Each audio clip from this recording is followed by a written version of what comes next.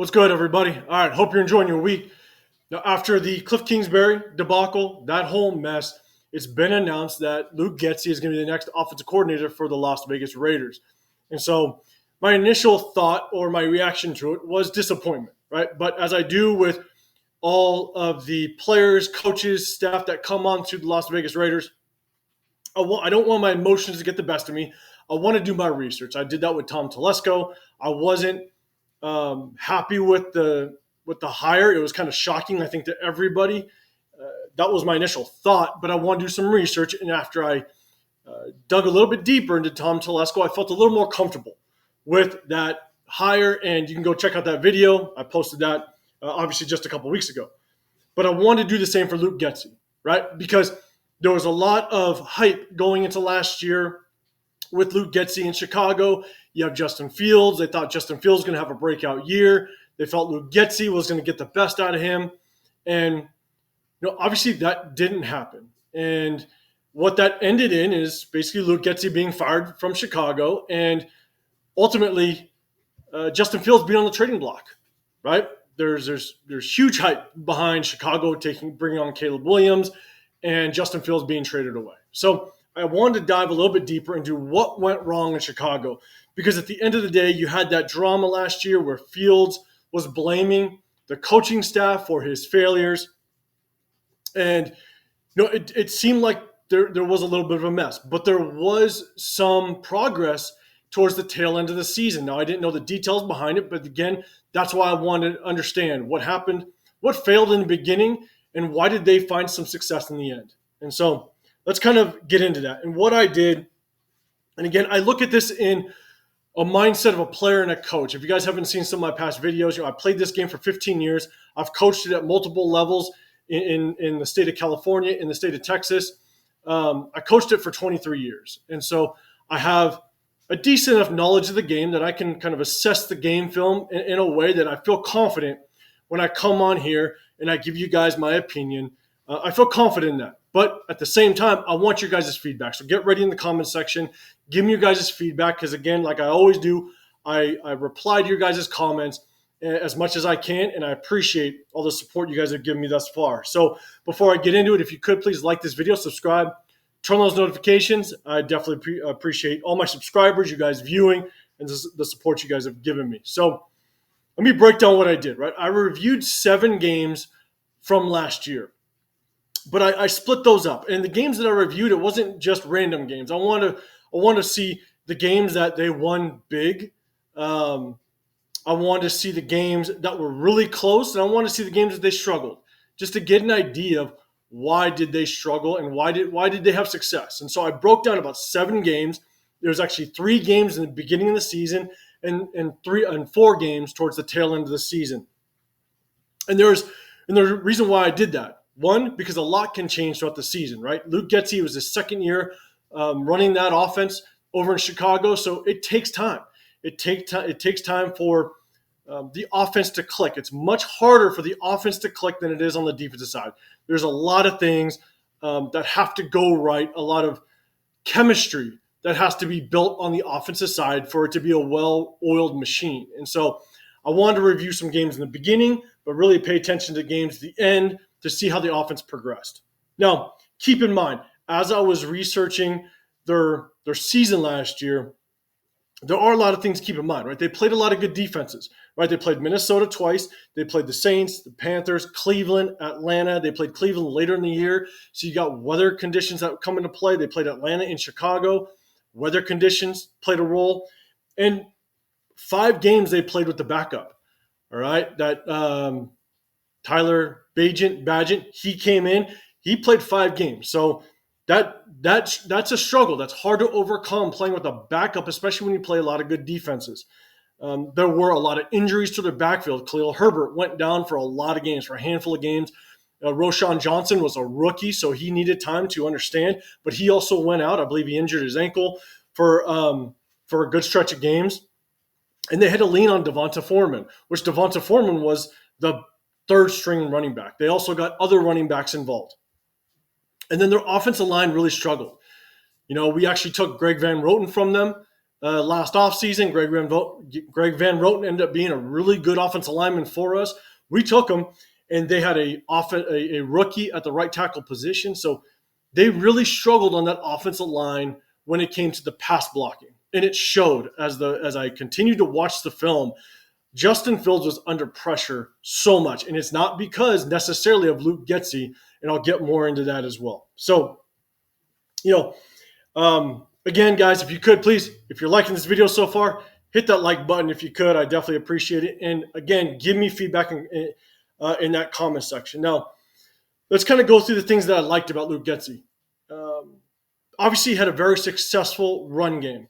But the thing that I noticed was he did like to run the option. He ran the option a lot with Justin Fields. But part of me feels that in order for the run game to be successful, at least the way that Luke Getsy was running it, I feel like he really needs a mobile quarterback that has that option to threaten the backside of defenses with his legs, right? A lot of times he ran that read option. A lot of times he would run that. He'd get that downhill run game going, but those backside defensive ends, those backside linebackers had to stay home. They had to stay disciplined because you never know if Justin Fields was going to keep that ball. And you saw that on film. You saw those backside defenders had to freeze themselves real quick, which allowed the offensive line to not have to worry about 2-3 defenders on that backside because Justin Fields alone froze those backside defenders. And that allowed those running backs to really get going. So even though they had a really good run offense, my concern is that Luke Getsy might need a mobile quarterback in order to really have another successful season in the run game. That's just something that I saw because, he ran a lot of read option that froze a lot of defenders in order to help the offensive line and kind of get those running backs going. Now, one thing I loved out of watching Luke Getsy's offense is that he mixes up the formations. He really does. He goes from an empty set to a bunch set to a double tight end set to an unbalanced set, a jumbo set. I mean, you saw a really big switch up in formations, and it wasn't predictable, which was really good to see. So he really does throw a lot of formations out of the defense, which makes the defense think. It makes the defense have to adjust, not only with their scheme, but their personnel. So I really like the way that he used his formations. He used motion extremely well. He used it often. He allowed, and one of the things that motion does is not only it helps the quarterback to identify what the coverage is, but it makes the defense think. It makes the defense have to adjust. When they line up in this certain formation, the defense starts calling out who they have, right? If it's man coverage, they calling out who they have. The moment motion happens, they got to now start to communicate, and sometimes communication can be lost, and it allows us to get mismatches. It allows us to really catch the defense by surprise at times when they're trying to adjust. So I really like the way that he used motion, and I'm a huge running back by committee guy. So this is kind of this is something I like. You could be very different, so let me know in the comments down below. But I like the running back by committee, right? They brought in Khalil Herbert.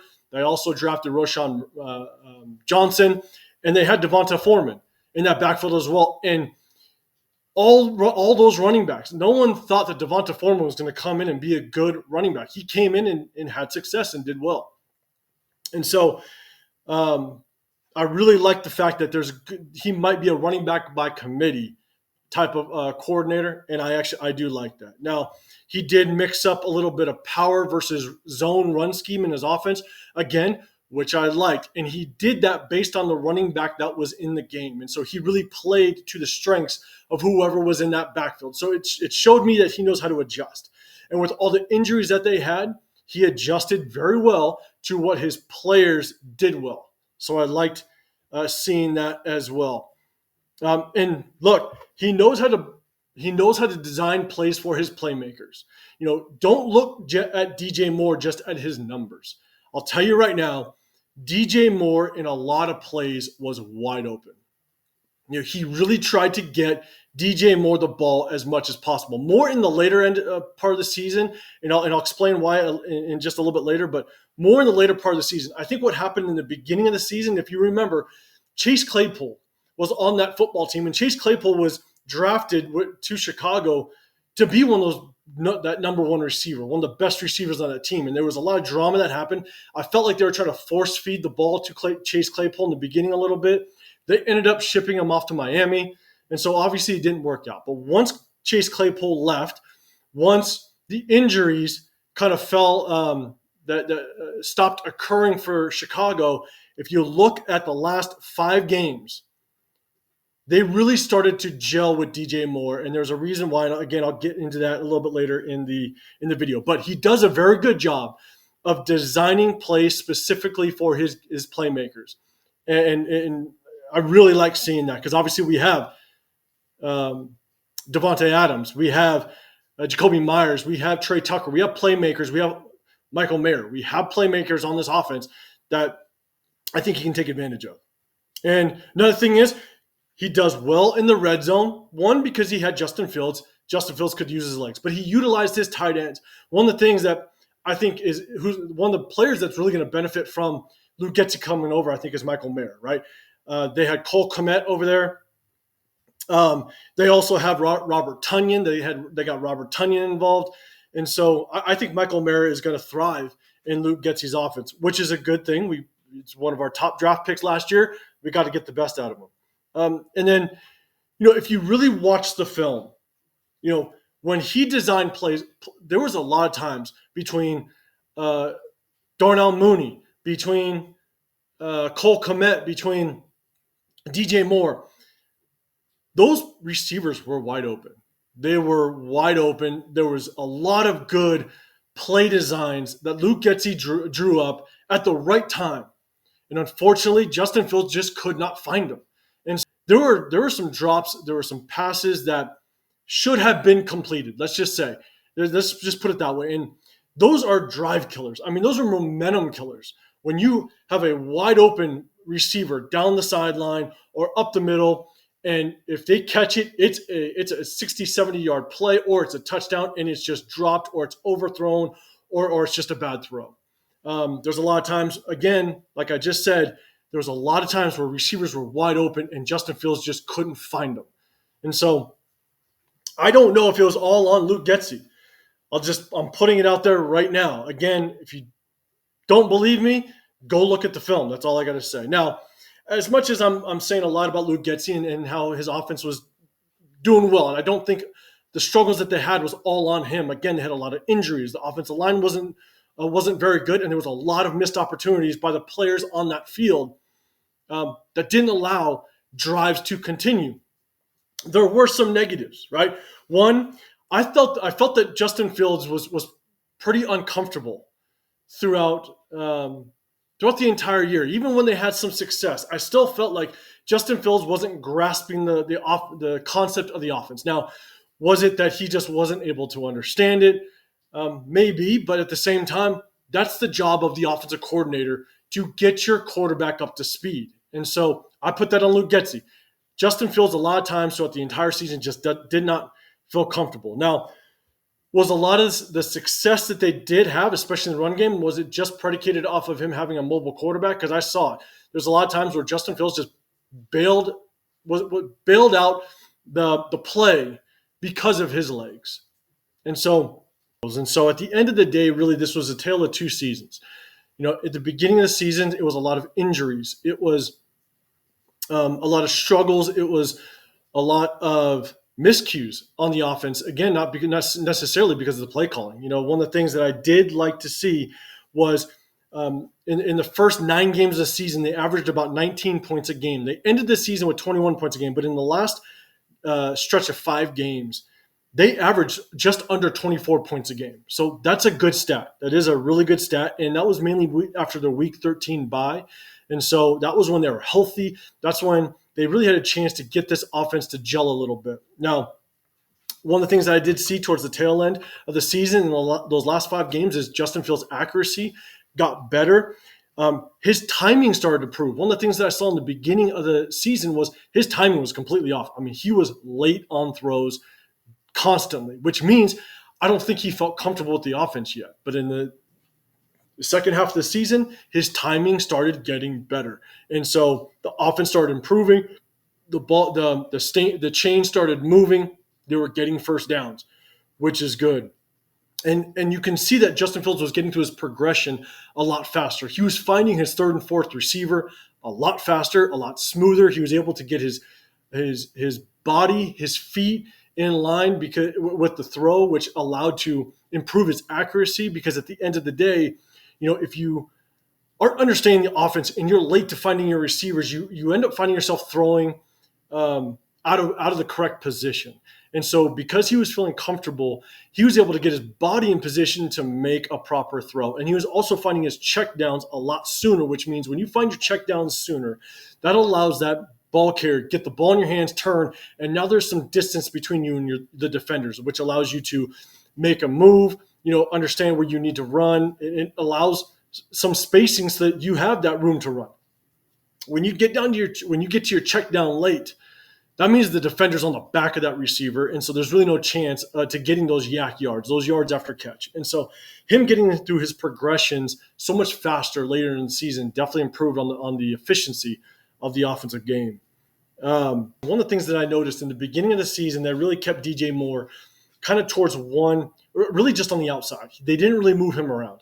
But what I started to see at the second half of the season, those last 5 games, was he started moving DJ Moore around. He started moving DJ Moore more in the slot. He was actually putting DJ Moore in motion a lot, which, again, that allows for to create mismatches. That allows to catch the defense off guard. The defense now has to think, because that's your number one receiver. That's your number one threat. That defense has to focus on DJ Moore. And a lot of times they're going to have 2-3 defenders just on DJ Moore. So when you put him in motion, that's a lot of communication that has to go on in order to make sure that you are defending him properly. And I saw him use DJ Moore in a way that there was a lot of switch routes, a lot of crossing within routes. And so, again, at the snap of the ball during the play, it's putting those defenders in conflict, forcing them to think, forcing them to switch if they need to, and it just causes confusion on the defensive side. So I saw more creativity out of the play calling when it related to DJ Moore. And so that shows me that